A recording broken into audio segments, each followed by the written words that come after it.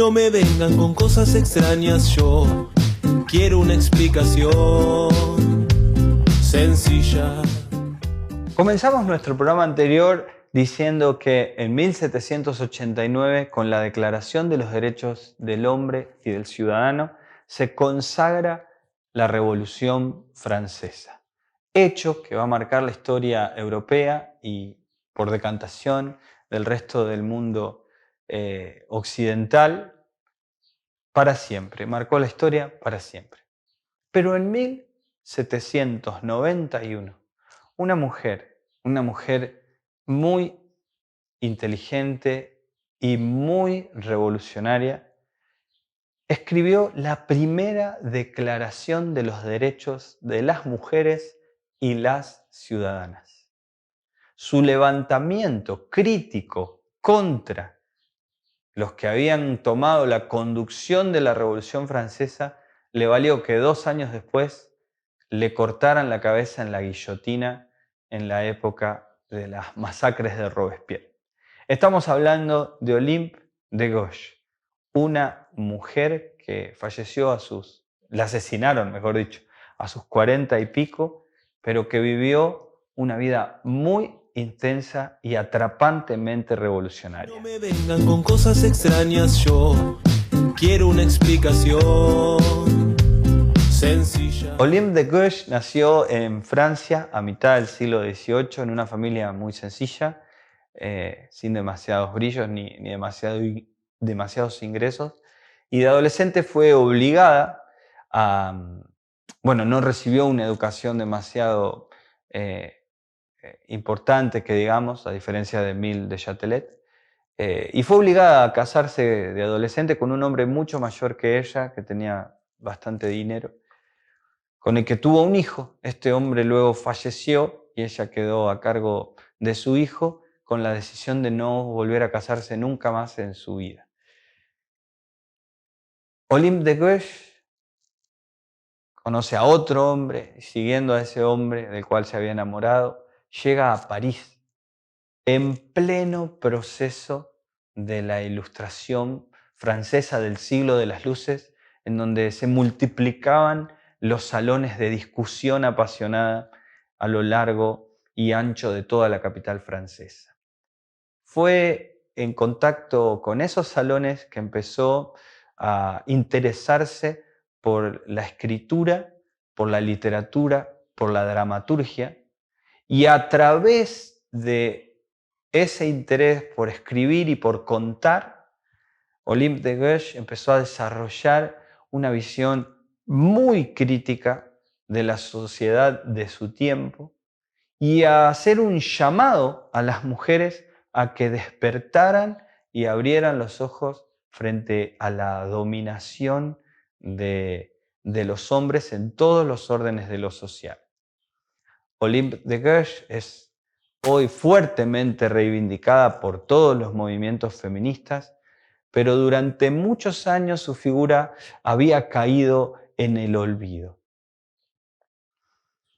Su declaración de 1791, cuando ella ya contaba con 40 años, fue un bombazo en el centro de la promesa revolucionaria de la ciudadanía francesa.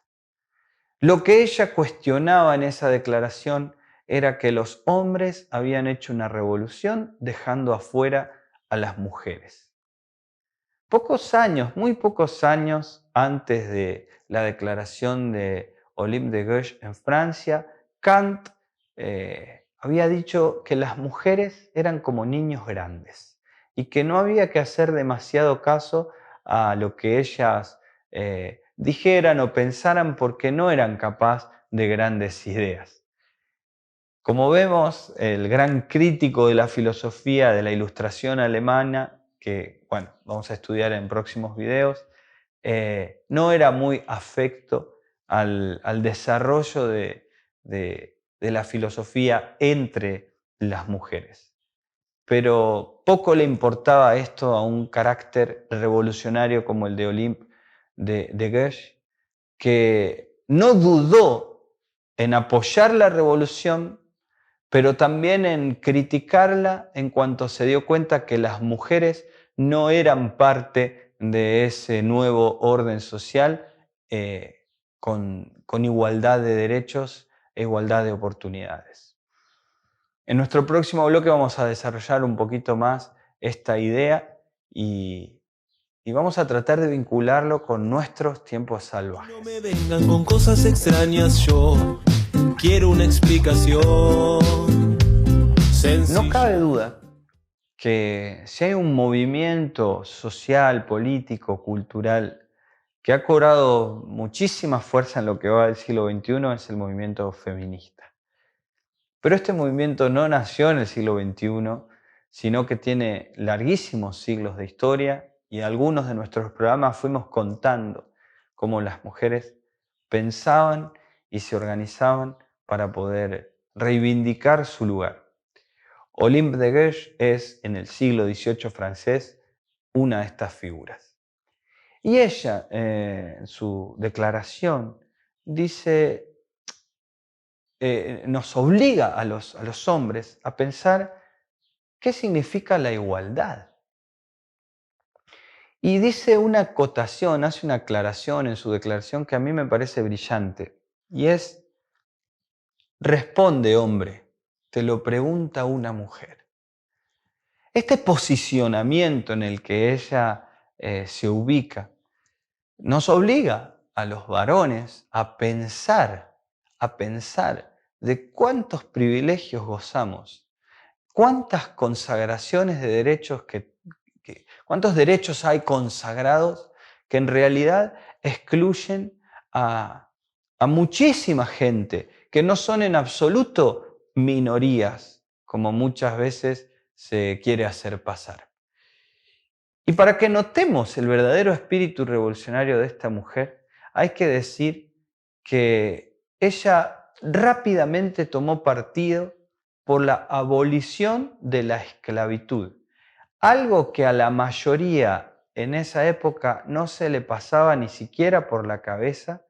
Olympe de Gouges lo propone, lo declara y lo plantea por haber experimentado en su propia condición de mujer la opresión que significa no poder gozar de la propia libertad.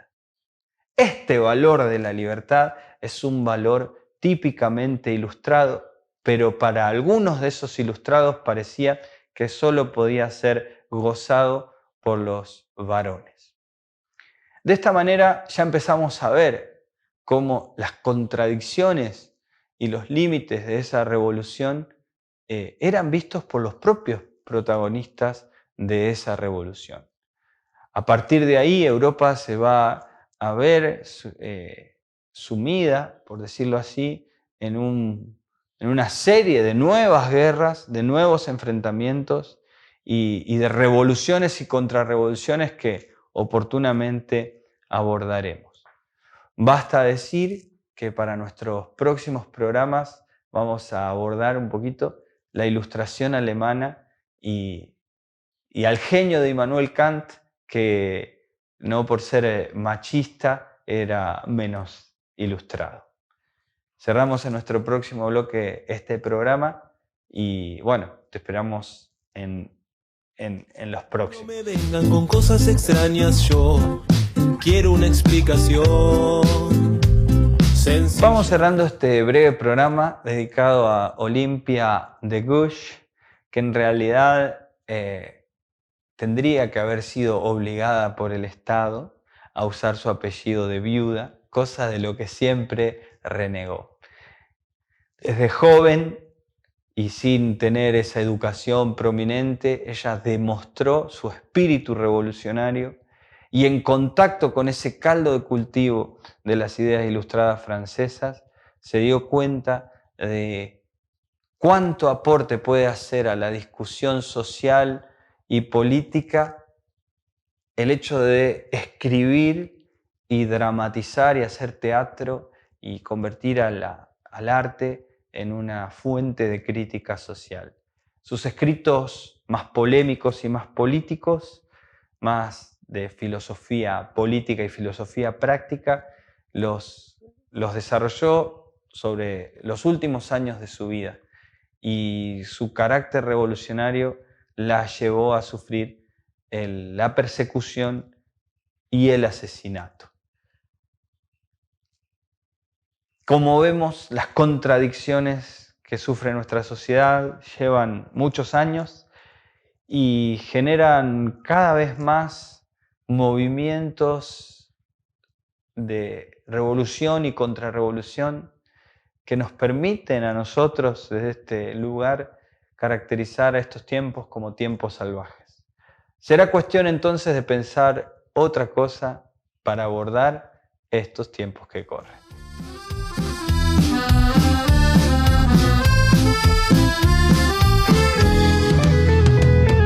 A mí no me vengan con cosas extrañas, yo quiero una explicación sencilla.